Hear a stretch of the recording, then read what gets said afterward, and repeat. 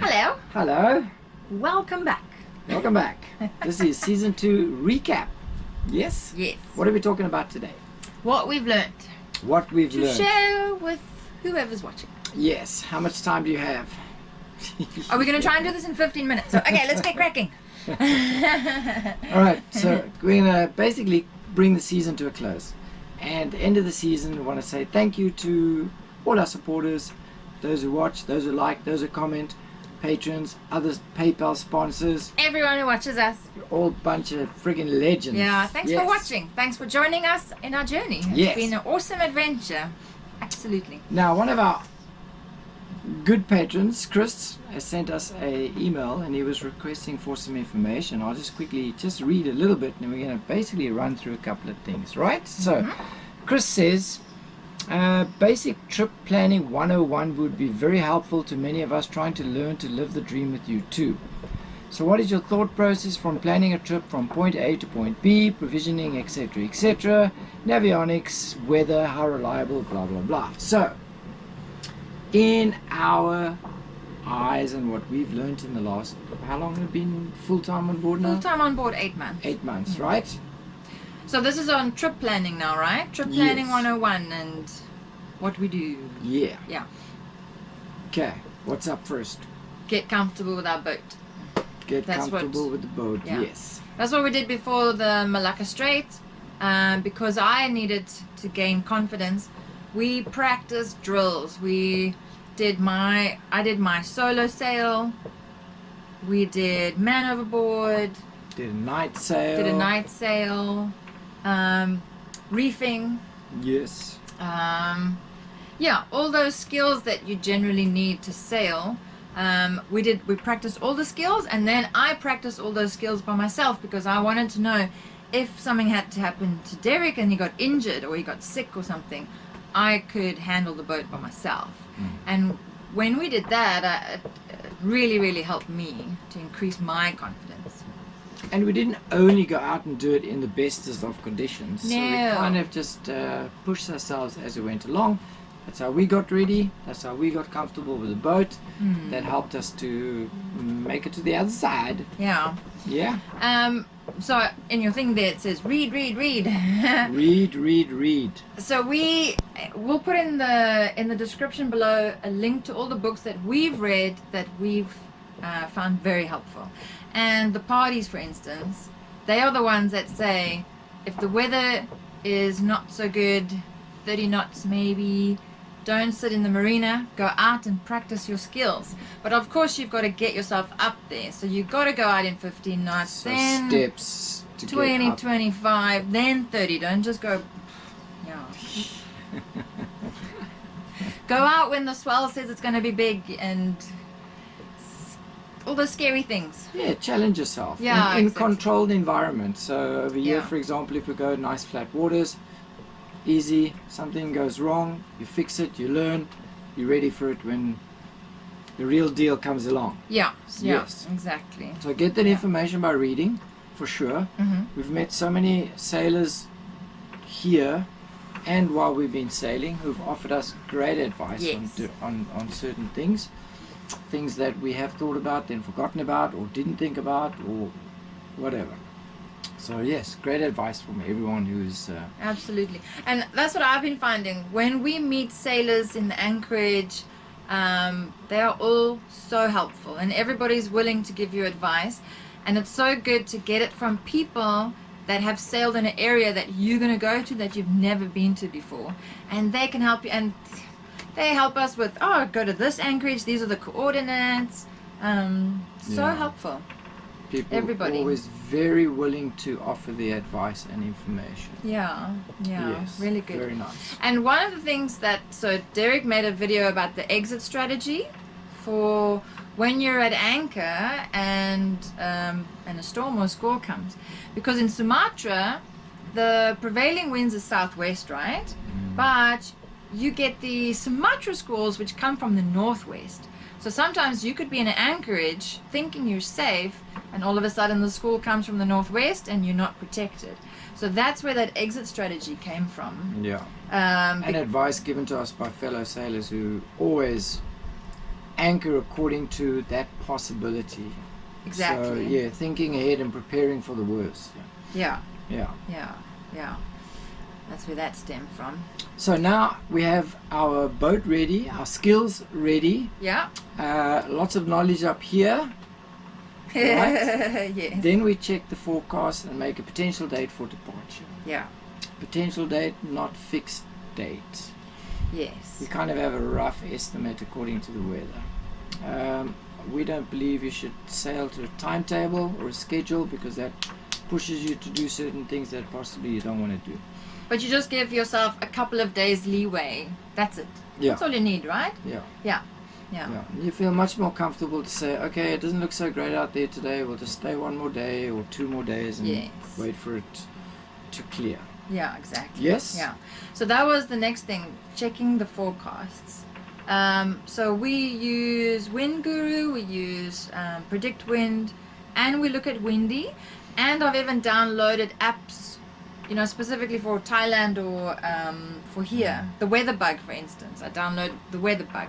The Weather Bug gives you information about what the rain or thunderstorms are going to be, whereas the other ones will go over the wind. So basically, we've gone out there and been hit with squalls and thunderstorms, which are not on the forecast. But at least we check the forecast to make sure there's no storms. Big Give us a systems. rough idea of what's going on. And yes, the weather conditions or forecasts are not always right. They're not even, sometimes not even close. Yeah. But the weather forecast might say great conditions. We wake up in the morning and it's a shocker. Then we stay put and wait for it to clear. Yeah. And then head on out. And then head on out. Yeah. Mm-hmm. So forecast we'll still carry on using, even if they're not always accurate. Yeah. Yeah. Yeah. Yeah. Then apparently we make a checklist. They've been talking about checklists on this boat for months. We still haven't got a checklist. Yeah, we should. And then we Definitely. forget certain things because we don't have a checklist. And then we do so awesome in certain things and so crap in other things. Yeah. We managed to provision beer for 2 just months. over 2 months. For Sumatra. Yeah. And made it back no problem. But we failed to have enough diesel or enough cash on us. That's priorities, you know. Yeah, exactly. Yeah. Made for a good adventure though in looking for diesel in It was a a great adventure. country where they don't speak English. So the checklist would, if we had a checklist, would ensure that we close our hatches. We've learned so many times now already the hard way that we forget or get to the hatches too late. Secure everything on deck, so our water containers, we've been on the deck while we're doing this, trying to secure them. We had the anchor get dislodged from the anchor roller. While so, out at sea. so we now secure that with 2 lines. Yeah. And we were standing on the bow trying to get the anchor back in. Yeah. That gets done. Yeah, what else? Checklist wise. Batteries for the Batteries strobes. for the strobes. So we're using strobes now, not only anchor light, because in these local areas, fishermen are all driving like this. So we have the flashy lights actually around the boat, not just rely on the anchor light or navigation light. Yeah. Yeah. So we make sure Yeah. we've got batteries for that. Yep. AIS settings and practice the AIS Yes. because you go through a place like the Malacca Strait. Malacca Strait and you are surrounded by cargo boats and tankers. Yeah, and it can get confusing. Yeah. So you really need to practice when you are out sailing on your screen, and then you look out and you have to know how to see what boat's that one, what boat's that one. And at 'Cause- nighttime you see something on your screen and you see lights, and now you don't know if that what's on your screen is the lights. Maybe Yeah. it's a fishing vessel without AIS. So just have to practice that. Yeah. Yeah? Yeah, definitely. Cool. Clean the bottom. Yes. Clean the bottom. Clean the bottom. Before you go anywhere. We should clean the bottom before we go anywhere. Because that slows you down. And we use more diesel You then. use more diesel. Yeah. So we learned that the hard way as well. Yeah. Mhm. Also red lights for night passage. So we've got these lights. So that's that. And we've got the option for red, which is great. Absolutely great. So I would do that across the whole boat, because while we are on night passage, we don't have this on in every single berth, cabin, whatever you want to call it. And if you put a white light on, it's very blinding. You're literally blinded for minutes. So yeah, red lights. Also our headlamps, red lights. Like, definitely get red lights for night passages. Yeah. Okay, what's next on the list? Navionics. Chris wants to know how accurate it is. So, Chris and anyone else, that depends where you are. Yeah. We sail in Malaysia, it's quite spot on. And we sail in Thailand, it's quite spot on. And we sailed Sumatra, and it was just not spot on. Not spot on. We anchored on dry land I don't know how many times. So yeah, you can't rely on navionics. Alone, let's say. Alone, yes, yeah. I mean, you're assuming that somebody has done soundings, etc., in a remote place of Sumatra. It's just not going to happen. So it's not accurate. Not only that all of these soundings, all pre-tsunami time, so everything has changed since, but I don't think navionics or anything has been updated as well. So we also have through advice from other sailors, we downloaded something called offline maps. So we'll put a link in the description below. So we actually use navionics, offline maps, and our charts. Yeah, offline maps will have a satellite view, so you're not relying on navionics. You're just looking at a satellite view, and if there's not too much glare on the water, you can see the depth and the contours as well. So we use that as well. Yeah, and most people who sail Sumatra will advise you to use satellite images. Yes. Yeah, that was great advice. Yeah. Great advice. Oh, there's something coming on. Yeah. Sorry, let's just check, because we got our bedding is outside. We'll be back. We're back. Crisis averted. We just had a wee little squall, so it's been about an hour and a half. Yes. Anyway, bedding is saved. Everything's still dry. Hatches got closed in time. Yeah. Yes. Very nice. Okay, so let's get. What was the next question on the list? Provisioning. And I guess if we're in a place like Langkawi, which has got great options for provisioning, for us in any case, just provision the heck out of it and get whatever you can and fill the boat, because wherever you're going, you don't know what you're going to get there. That's true, yeah. Because in Sumatra, they did have beautiful fresh vegetables, fresh fish caught from fishermen, but they didn't have things like cheese or cream or wine.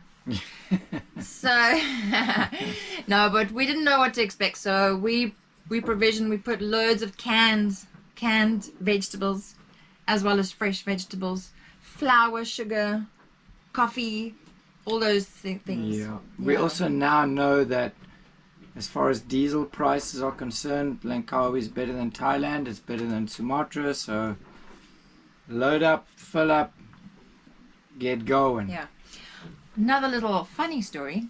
We met two cruisers who traveled from America, and they stocked their boat with 500 bottles of wine. Yes. I kid you not. And that was wow. Because I thought when you go visit different countries, they'll check your liquor cabinets and things.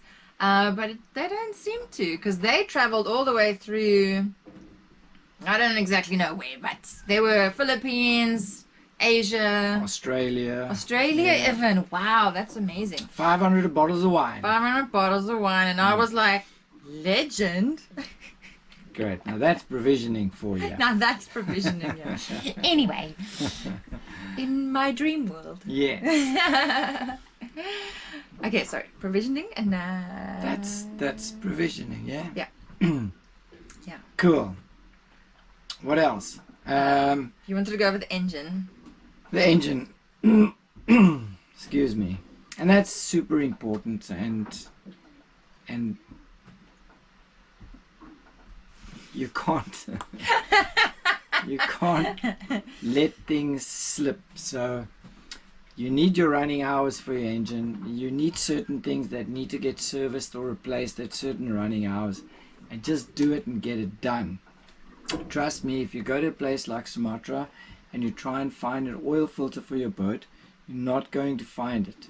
So all that stuff was done here. We did oil changes, oil filter changes, fuel filter changes, fan belts, impellers, all got changed here because we know there's good options here for buying replacement parts. And of course you need your engine. It's a major expense if you have a problem with your engine, so look after it. And funny story, if we're talking about funny stories, because we went to Sumatra and I wanted to top up with oil and I couldn't find oil, and I was pretty sure we had oil on board, and you were pretty sure we had oil on board, and we couldn't find this oil. And we went driving on the diesel mission and we actually found oil. After how many shops though? Yes, after how many shops, found oil, the right oil, brought it back to the boat. That's great. I was fixing something just the other day, which is months down the line, and I found the oil. So Anyway, know where your stuff is. know where your stuff is, look after the engine, Yeah. and then she'll look after you. So shall we wrap it up before we go? Let's do this before we go over time. And Exactly. the 1 or 2 of you still here, great, well done. Really appreciate it. Yeah. So thank you for watching, and thank you for all your support along our season 2. Yes. So we're going to be in Malaysia now for quite a while. We're actually going to be working from home. So we're going to be trying different online methods to top up our kitty, our cruising fund. So we won't be posting once a week regularly like we have been, because we're not going exploring now. We're working. Yeah. Yeah. Unless you want to have videos of us sitting on a laptop and that's your thing, then let us know. We'll post, no problem. Yeah. And if anybody has any other questions, please let us know, and maybe we can make a video of it. Okay, we're going to go make some money. But we have to go make money. Yeah, exactly. But thanks for watching. Thanks, folks. See you Cheers. season 3. Yes. Bye.